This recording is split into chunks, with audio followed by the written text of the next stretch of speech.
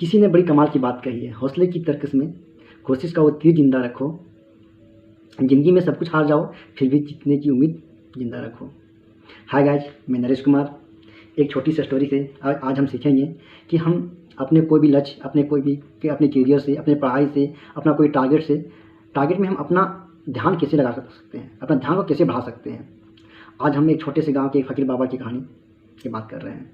एक छोटे से गांव में एक फ़कीर बाबा थे, वो जिसके बारे में कहा जाता था कि बाबा इतने कुशल थे कि वो किसी भी अपने सामने वाले को कुछ भी समझाते थे तो बड़ी आसानी से समझ जाते थे। वो इतने इंटरेस्टिंग, इतने क्रिएटिव होकर कोई भी चीज़ को बताते थे कि सामने वाले हमेशा उसे याद रखते थे।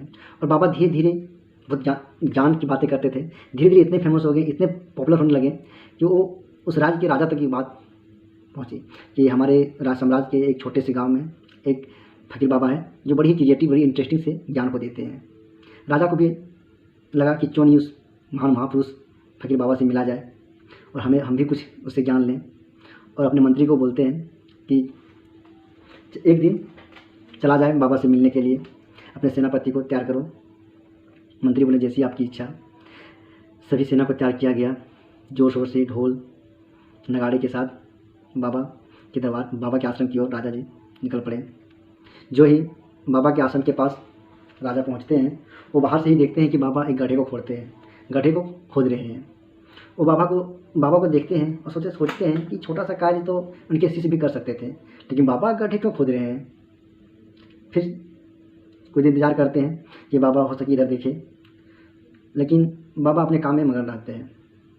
राजा अपने सैनिक को आज्ञा देते हैं कि जाइए बाबा जी को बताइए कि हम आपके राज्य के राजा साहब मिलने आए हैं।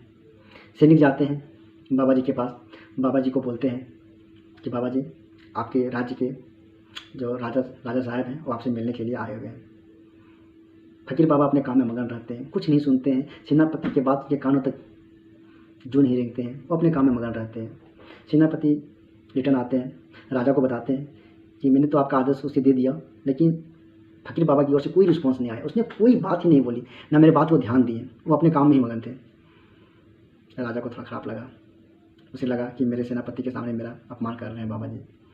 राजा तो सोच रहे थे कि हम बाबा से मिलने आए हैं तो बाबा बहुत खुश होंगे, बहुत उल्लास होंगे कि हमसे राजा मिलने आए हैं, बड़ा ही प्रश्न होंगे। लेकिन वहाँ जस्ट अपोजिट हुआ और राजा को ख़राब लगा कि मैं उसके दरबार पे इंतज़ार करूँ और बाबा कुछ रिस्पॉन्स ना दे। ये तो राजा के लिए अपमान की बात थी और अपमान हो रहे थे राजा जी। कुछ देर के बाद इंतज़ार करते हैं, फिर सोचते हैं क्यों ना, इतना दूर आ गए हैं तो क्यों ना बाबा से मिल के ही जाएंगे। अपने सेनापति सबको बोलते हैं ढोल नगाड़े बजाओ, शोर करो। हो सकता है शोर करने के बाद बाबा का नहीं बोले, उनका ध्यान मेरे तरफ आए और बाबा जी हमसे मिलने आए। ढोल बजाते हैं, नगाड़े बजाते हैं, लेकिन कोई रिस्पॉन्स नहीं। बाबा जी अपने काम में मगन थे, गड्ढा खोद रहे थे आराम से।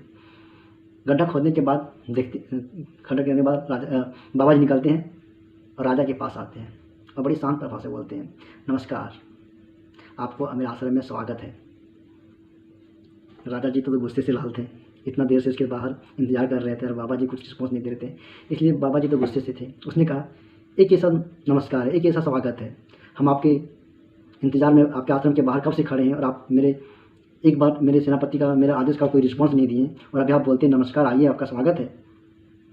आपने तो मेरा अपमान किए हैं। हम तो आपके पास कुछ सीखने आए थे, कुछ जान लेने आए थे, लेकिन आप तो एक छोटे से मामूली सी गड्ढे खोल देता उसमें मगन थे और मेरे कार्य को कोई रिस्पॉन्स नहीं, मेरे बातें कोई रिस्पॉन्स तक नहीं दिया। बाबा जी शांत से कहते हैं कि गड्ढा खोदना कोई छोटा कार्य नहीं था, मेरे लिए सब कार्य समान है। कोई छोटा कार्य है, कोई बड़ा कार्य है, ये तो तय करने वाला भगवान होते हैं, हम कौन होते हैं। और मेरे लिए सब काम की इम्पोर्टेंस सेम है, समान है। फिर शांत होते हैं और फिर बाबा बोलते हैं, और रही बात ज्ञान देने की, तो ज्ञान तो मैंने आपको पहले दे चुका हूँ। राजा जी अचंभित होते हैं, क्या अजीब है, ना हम इससे मिले, ना इससे बात किए, और फ़कीर बाबा बोल रहे हैं कि मैं आपको ज्ञान दे चुका हूँ, ज्ञान दे दिया हूँ, ये कैसे है। राजा थोड़ा सा चकित होते हैं, सोचने लगते हैं कि हमको इसने ज्ञान कब दे दिए। राजा को बहुत जिज्ञासा होता है कि जाने कि हमको क्या ज्ञान मिला है। थोड़ा सा खुद को शांत करते हैं, बाबा जी के पास बैठते हैं और राजा भी नॉर्मल से पूछते हैं, बाबा जी मुझे आपकी एक बात अभी तक समझ नहीं आया कि मैंने आपसे मिला, ना आपसे मैं बात किया, ना आपसे आपकी कुटिया के बाहर ही था, ना आपकी कुटिया का आपका अंदर आया, लेकिन आपने जो मुझे ज्ञान दे दी वो कौन सी ज्ञान दे दी। तो बाबा जी बड़ा साधारण रूप से बोलते हैं कि बेटा, ज़िंदगी में कोई भी कार्य छोटा या बड़ा नहीं होता है, सब काम की इम्पोर्टेंस समान होती है। जो जो आपने मुझे देखा, जो तुम मुझे गड्ढा खोदते हुए देखा, वो काम मैं नहीं कर रहा था, मैं गड्ढा नहीं खोद रहा था। मैंने तो बस उस गड्ढे खोदने की क्रिया को शुरू कर दिया था और मैं उस गड्ढे खोदने में इतना मगन था, इतना नील था, इतना तल्लीन था कि मुझे पता नहीं चला कि तुम मेरे दरबार के बाहर खड़े हो, तुम्हारे सैनिक आके मुझे बोल रहे हैं, तुम्हारे नगाड़े ढोल आवाज़ मुझे सुनाई तक नहीं पड़ा। मैं अपने काम में इतना मगन था और देखो सबता मेरा काम भी हो गया, मैं तुमसे भी मिल भी लिया हूँ। उस दिन बाबा ने राजा को बहुत बड़ी सीख दे दी। राजा को बहुत बड़ी सीख मिली। राजा को समझ आ गया कि ज़िंदगी में कोई भी कार्य छोटा बड़ा नहीं होता है और बाबा ने उसे समझा भी दिया कि कोई भी कार्य हो उसे पूरा मगन से करो, पूरा उसमें तल्लीन होकर करो, उसमें पूरा ध्यान अपना लगा दो, तो ही वो कार्य सफल होता है और अच्छा होता है। राजा को बड़ी सीख मिल चुकी थी। दोस्तों, आज हम लोग को भी ऐसे ही सीख लेने की ज़रूरत है। हम लोग तो अपने लक्ष्य को, अपने टारगेट को, गोल को तो तय कर लेते हैं, लेकिन उस गोल को अचीव करने के लिए वो बाबा वाले ध्यान नहीं लगा पाते हैं। उसके जैसा हम कार्य करने वाले ना बनकर क्रिया नहीं बन पाते हैं। हम सभी को कार्य करने वाला नहीं बनना है, हम लोग को क्रिया बनना है, ताकि वो कार्य स्वतः पूर्ण हो जाए।